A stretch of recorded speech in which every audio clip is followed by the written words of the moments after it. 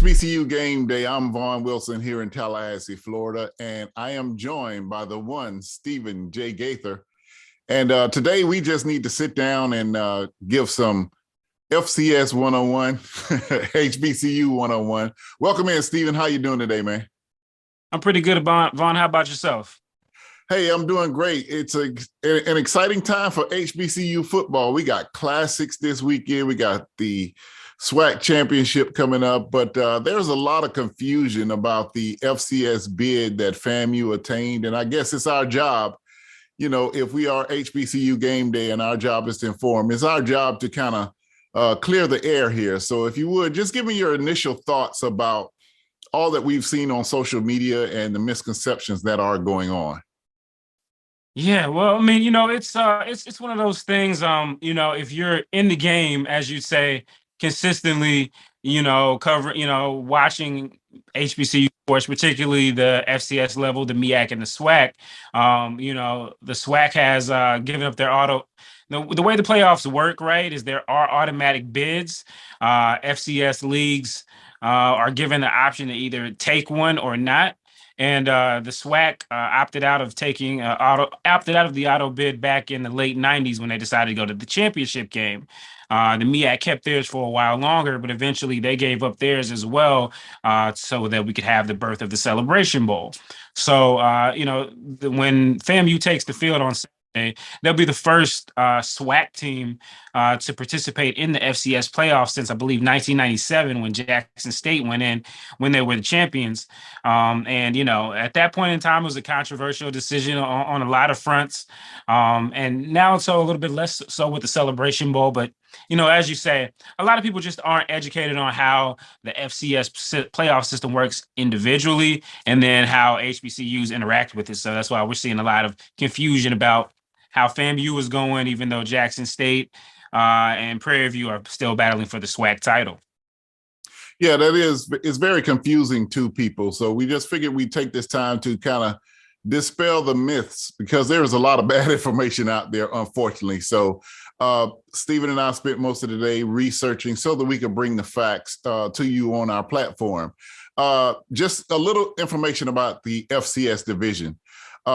The NCAA Division I was divided into two categories in 1978, Division 1A and Division 1AA. The bigger schools like the Power 5 conference schools that we see now, they went into Division 1A. Mid-majors and some of the schools that moved up from Division II went to what was then known as Division 1AA in 1978. The MEAC and the Southwestern Athletic Conference went into Division 1AA. At that time, FAMU was an independent. It was not in the MEAC yet. It was transitioning from the SIAC. So it had to petition, and it was initially denied to get in Division 1AA.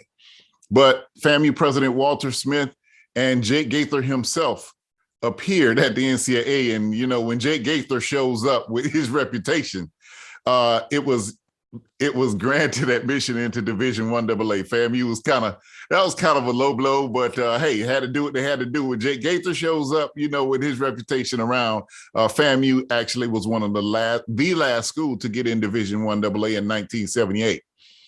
Talking about HBCUs, go through the season in 1978, and there are 4 teams chosen. And I wrote this in an article, Stephen, that we published earlier. There were 4 teams chosen for that initial playoffs: FAMU, Jackson State, University of Massachusetts, and University of Nevada. Now, here's where it gets kind of sketchy and why people kind of distrust the NCAA. The NCAA purports to make matchups regional, which means FAMU should have faced University of Massachusetts and Jackson State should have faced Nevada. But we all know that the best 2 teams in that playoff was Jackson State and FAMU. So they made Jackson State and FAMU play in the semifinal round, which by many accounts, FAMU and Jackson State should have played in the NCAA Division 1AA championship game in 1978 if the regional scheduling that the NCAA was doing was to hold true. But anyway, they were forced to face off in the semifinal round. FAMU edged, and I say edged. That was a hard fought game. And here let's go to this clip and let Rudy Hubbard, who was FAMU's coach, tell you about that semifinal game. Jackson State had a great team. I mean, they were loaded, and it's ironic that we play in Jackson State this year, but they were loaded. They had these guys, Perry Williams coming out of the backfield. They ran the wishbone at the time, was a real popular. And if you weren't really a disciplined team, you wasn't gonna stop the wishbone. And so, but they had another guy comparable to Harold Oliver. They had a guy on defense comparable to our Harold Oliver on our defense. He was bigger than Harold, and but fast. You know, one of them kind of guys, hard to block type of guy. So we knew we had our challenges, and had a quarterback that could dish that thing off, man. But I think it was just one of those. That was the championship game to me. It still is. We beat Jackson State in that game at their place out there. We were able to hold them pretty good. They you know, it was back and forth. 15-10 it was the game, back and forth. And we got down there on third down. We came up there and we were big hole. I think Harold Oliver busted through there and got him. Fourth down, it must have been 1 or 2. And they came out there, man, they were going to run that option. And Spanky Ramsey came up. Him and this Perry Williams guy collided. Had to go get both of them. But he stopped them. No gain. That was the game right there, man. Spanky put a hit on him, man, and both of them went out for the count. That was the hardest game I've ever seen us play. Yeah. And the next game, you know, we go to Massachusetts, you know, it was a weather game because of the wind, but the physicality, that Jackson State game, boy, that thing was physical, man. That thing was physical. Wasn't nobody giving up, wasn't nobody giving an inch. And so I just hope that people who I know both schools are trying to get back, you know, but at that point both schools were playing good football at the time, man. We get good players, you know. It was probably as good as it could be, and it was either we were going to win the national championship or Jackson State was going to win it. The way I saw it. So you can see the evidence is clear that at that time in Division I AA, FAMU and Jackson State were on top of the games, and FAMU would go on to win that national championship. But as you heard Rudy Hubbard say, everyone in the country knew that the championship game was between FAMU and Jackson State. Whoever won that would defeat whoever came out of the other game.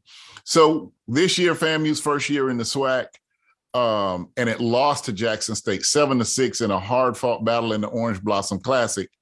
And Stephen, I'm going to throw to another clip because Deion Sanders, in his clip today, mentioned this conversation, and we're going to give it to you right here on HBCU Game Day.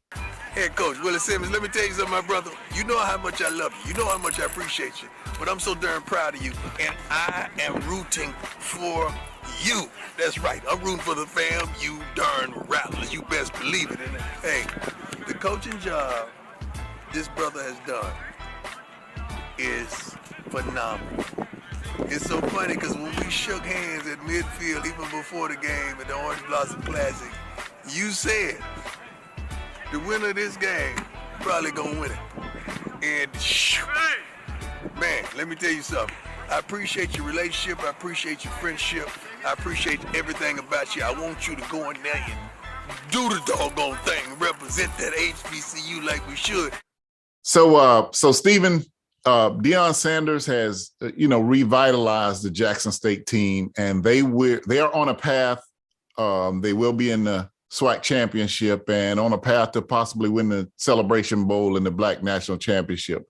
Just talk a little bit more about the excitement that Sanders and Jackson State has brought to HBCU football. Yeah, well, it's something that has been a long time coming. I think it's only been a little bit a year over since he was hired. He hasn't even actually been on the job a year. I don't think he got to Jackson till in December. So I mean, it's remarkable what he's done for that program, the SWAC, and HBCU sports as a whole. I mean, just the amount of eyeballs that are interested overall have. I mean, I don't even know how you would quantify it. Well, it is quantifiable, but putting into words is kind of difficult. And so it's been an amazing ride to coverage, just from afar and near at times.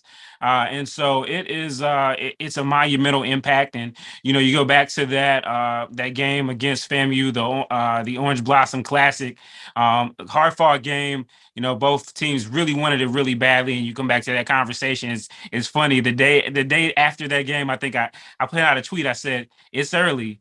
But everyone said that the Florida schools were going to come in from the MEAC and kind of run over things, and I posted the standings, and I was having a little fun with it because I like FAMU is one of the most interactive fan bases that we have, and on social media I like to poke the bear a little bit. So the rest of the season has progressed. That tweet has consistently popped back up in my mentions, but it's all good. That's why I did say it is early. But yeah, it's been great.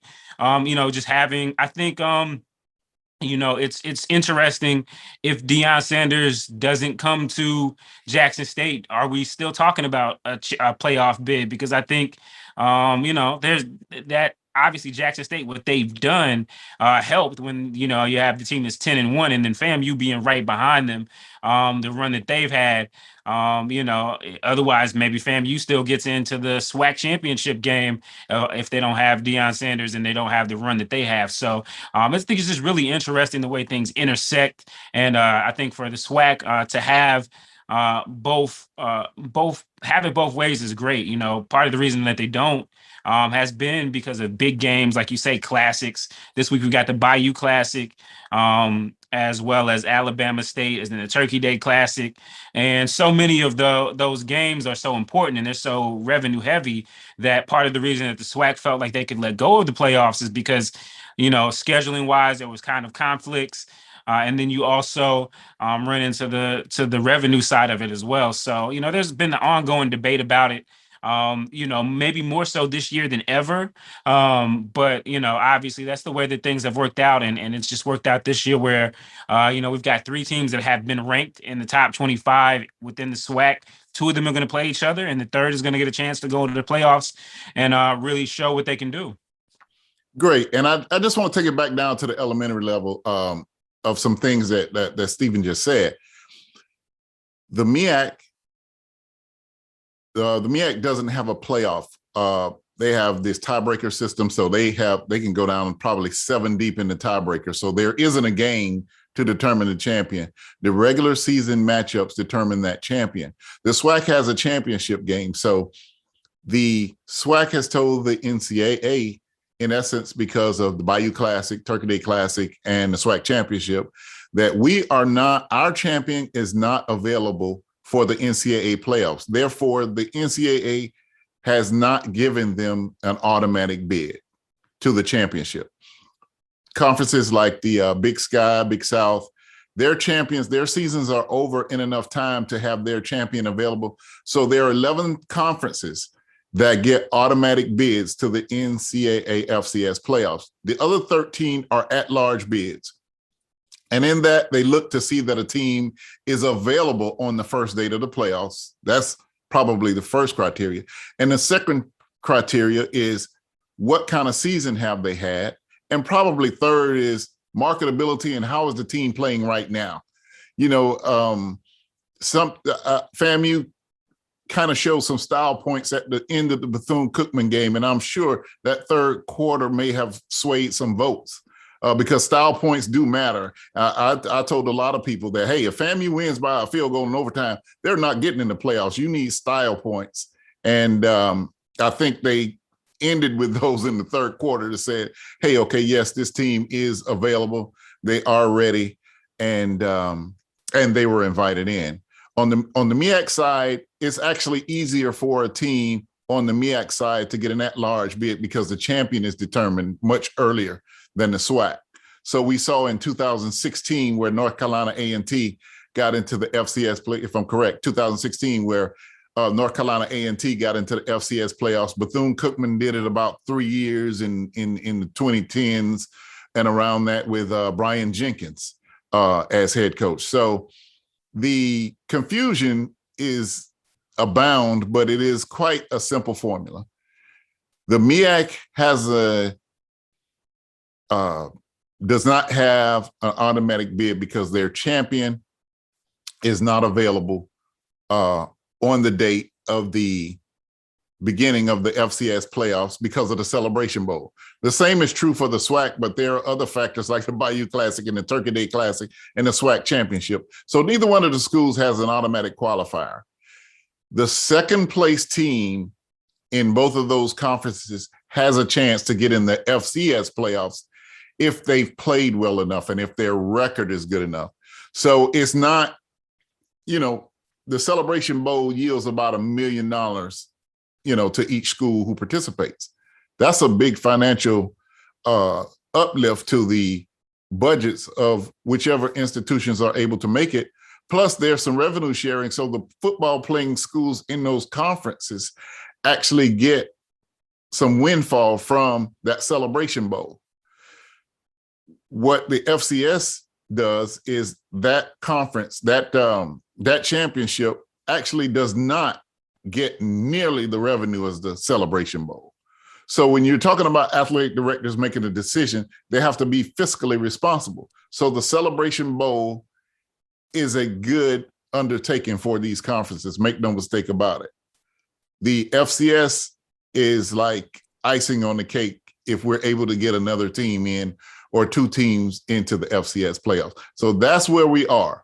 Right now, the SWAC champion has not been determined. It will be determined, and that champion will play against South Carolina State because their champion has already been determined in the MEAC. Are there any other things you've been hearing, Stephen, that just kind of far off base? I think it's just energetic. The SWAC fan base is energetic. If nothing I've learned over the last year is that fan base is energetic. These schools come with it, and they're very passionate about their schools.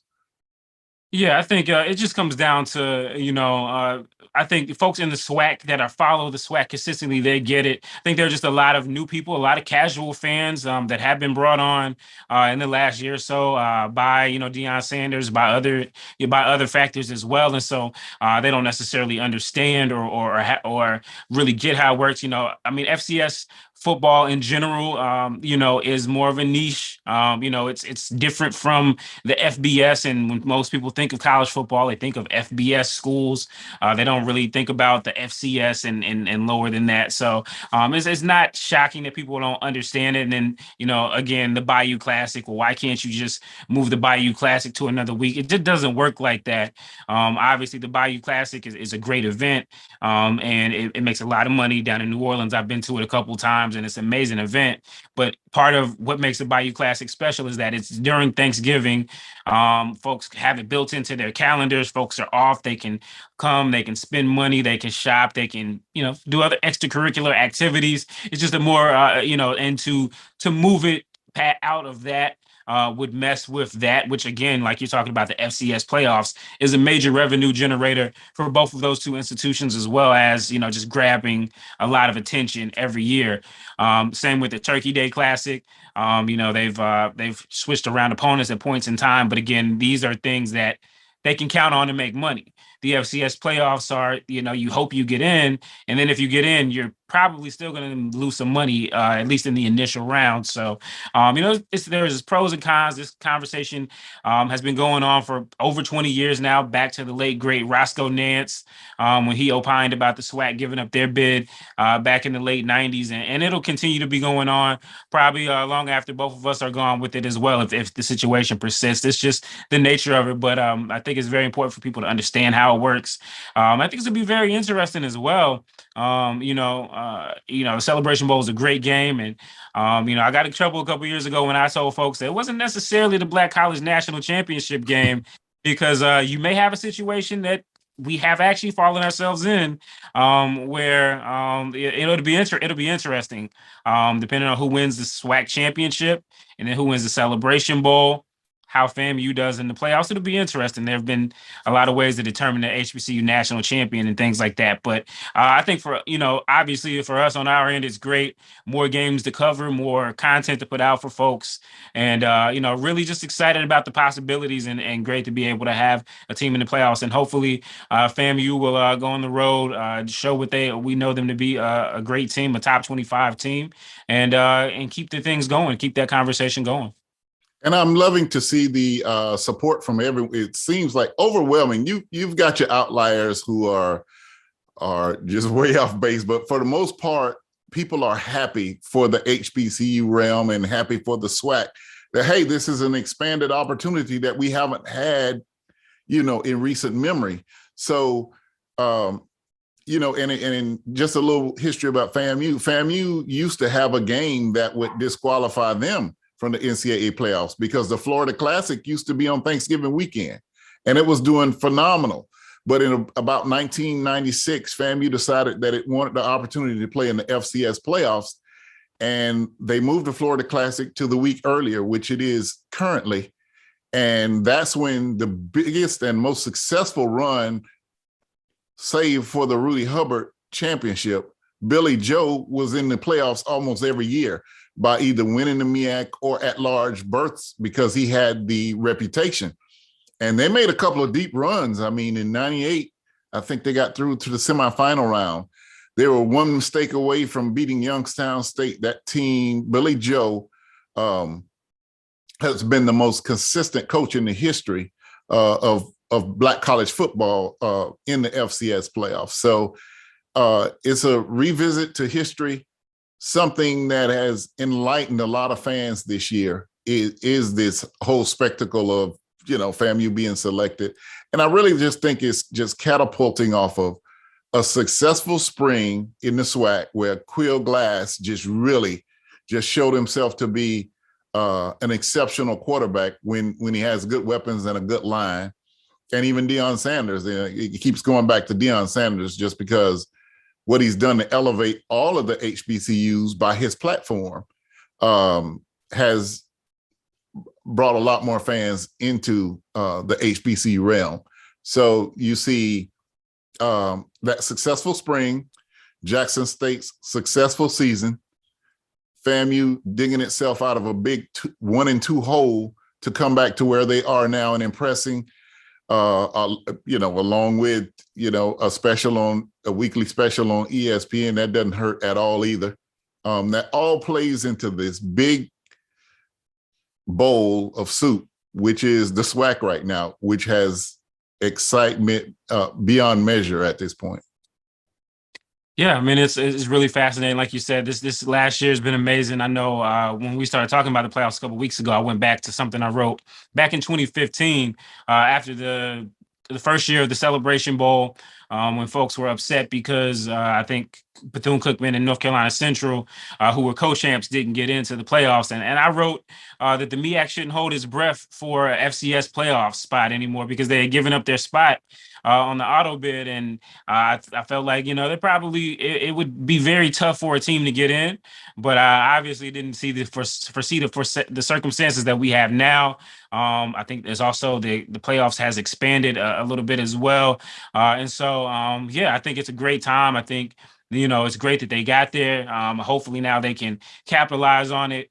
I believe, again, if they go out there and handle business, it's going to be that much harder for folks to say, hey, you guys, the records you guys play against aren't that, or the play, discount what we have going on. So a lot riding on this weekend for sure. So it's going to be exciting. I think, like you said, I think anybody who supports HBCU should be excited about the possibility of FAMU there, as well as Bowie State in the Division II playoffs as they continue to advance. I think it's just great whenever we can get out there and compete and do it that way. And we still got Bayou Classic, SWAC Championship, Celebration Bowl, so much more to come. So it's amazing. Do we have enough crews to be everywhere this weekend? You never do, but hey, we'll get it done. We'll get it to the people. Make sure we cut it raw and give it to them the way that they like. So, all right, Stephen J. Gaither, thank you so much for you and envisioning HBCU Game Day and making it happen. It's certainly grown over the years. I was certainly glad when I was offered the opportunity to be a part of the network. And I'll be in Hammond, Louisiana this weekend, and we'll see what the Rattlers do. And of course, we'll bring it to you live on our website after the game, HBCU Game Day. I'm Vaughn Wilson, and for Stephen J. Gaither, we're going to take you out with FAMU, the moment they got the bid. Follow FAMU. Let's show you the rest of the bracket. Thanks for...